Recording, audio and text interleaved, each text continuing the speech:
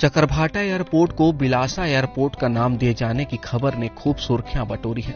छत्तीसगढ़ में अचानक बिलासा शब्द की चर्चा तेज हो गई है। आप भी सोच रहे होंगे कि ये बिलासा कौन है, तो चलिए ईटीवी भारत आपको बिलासा की कहानी से रूबरू करवा रहा है। ऐतिहासिक तथ्यों से मिली जानकारी के मुताबिक प्राचीन काल में छत्तीसगढ़ की राजधानी रतनपुर हुआ करती थी। उन दिनों कलचुरी शासक राजवंश राजा कल्याण साय का शासन था। इसी रतनपुर से सटे इलाके में परशुराम और बैशाखा बाई के घर बिलासा का जन्म हुआ था। बिलासा इतिहास में वीरांगना के रूप में दर्ज है। छत्तीसगढ़ी की जो लोक गाथाएं हैं उसमें रेखा जल छत्री एकमात्र ऐसी लोक गायिका है जो बिलासा की गाथा को गाती है और बहुत लोगों ने उसको संजोया है, क्रमबद्ध किया है।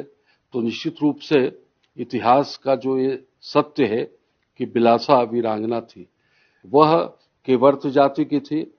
बिलासपुर में जो पचरी घाट है वहां वो रहती थी। रतनपुर का आराम गांव था किलावाड़।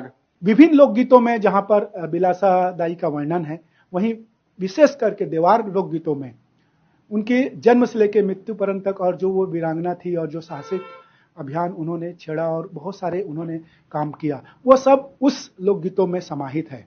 और उसके बाद फिर हम लोकगीत और लोक कथा की बात हुई, फिर हमको लगा कि नहीं, कुछ तथ्य भी हमको खोजना चाहिए।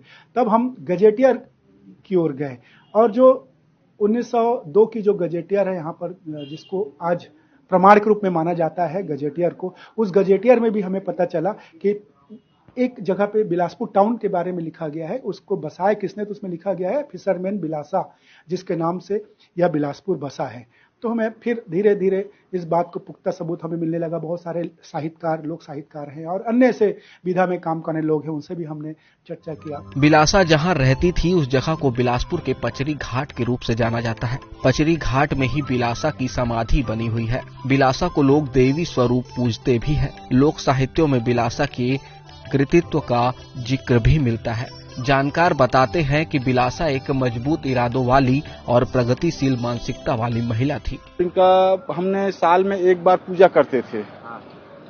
साल में एक बार पूरा केवट समाज आके यहीं पर नेतृत्व करती थी। क्या ये लीडर थी क्या? नेतृत्व तो अब उसके बारे से नहीं, मगर वीरांगना थी।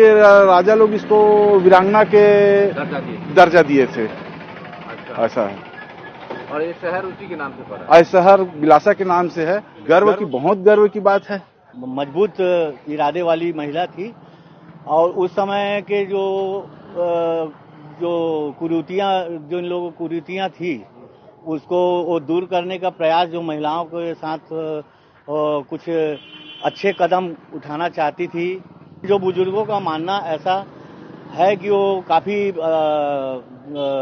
बहुत ही खुले विचार वाली महिला थी। उस समय ऐसे विचारों को जो रूढ़िवादी लोग थे वो पसंद नहीं करते थे। ऐतिहासिक तथ्यों से मिली जानकारी के मुताबिक प्राचीन काल में छत्तीसगढ़ की राजधानी रतनपुर हुआ करती थी। कलचुरी शासक राजवंश राजा कल्याण साय का शासन था।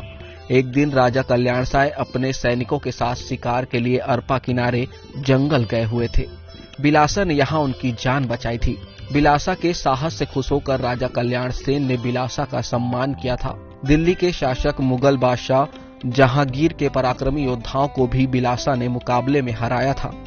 बिलासिया ने संध्या काल नाव में जाते हुए ठीक भोजली के दिन, भाद्र प्रतिपदा के दिन उन्होंने वीर गति को प्राप्त किया। इसीलिए छत्तीसगढ़ में विशेष रूप से पचरी घाट का जो भोजली है वो उनकी स्मृति में हर वर्ष मनाया जाता है। और ये मैं मानता हूँ कि भोजली के रूप में हम जो बिलसिया है या बिलासा है उसको हम देवी के रूप में, उसको वीर गति प्राप्त साहसी नारी के रूप में और दिल्ली दरबार में जाके अपना कर्तव्य दिखाकर सबको चमत्कृत करने वाले रूप में उसकी हम पूजा करते हैं। और ये निषाद समाज बिलासा की स्मृति में हर साल ये आयोजन करता है। बताया जाता है कि एक बाहरी शासक ने बिलासा की नगरी पर आक्रमण कर दिया था। लड़ाई के दौरान बिलासा के पति और प्रधान सेनापति बंसी वीरगति को प्राप्त हुए थे। शत्रु सैनिकों की संख्या अधिक होने के कारण बिलासा भी वीरगति को प्राप्त हुई थी। बिलासपुर के लोग आज भी वीरांगना बिलासा को याद करते हैं।